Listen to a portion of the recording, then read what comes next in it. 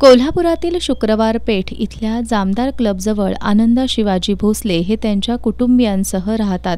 सध्या मुसळधार पावसामुळे पंचगंगा नदीचं पाणी नदीघाट परिसरासह शुक्रवार पेठ इथल्या पंचगंगा तालमीपर्यंत शिरलं होतं.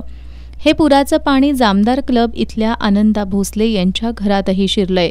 दरम्यान आज सकाळी आनंदा भोसले यांचा मधुमेहाचा त्रास अचानक वाढल्यानं त्यांची प्रकृती अत्यवस्थ झाली होती. याबाबतची माहिती काही नागरिकांनी कोल्हापूर महानगरपालिकेच्या अग्निशमन दलाला कळवली.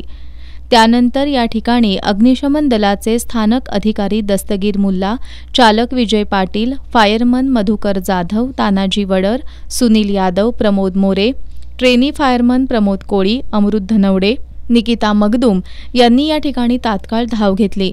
त्यांनी भोसले यांना पुराच्या पाण्यातून बोटीतून सुखरूप बाहेर काढून उपचारासाठी सीपीआरमध्ये दाखल केलं. अग्निशमन दलाच्या जवानांनी प्रसंगावधान दाखवत केलेल्या या कामाचं सर्वत्र कौतुक होतंय.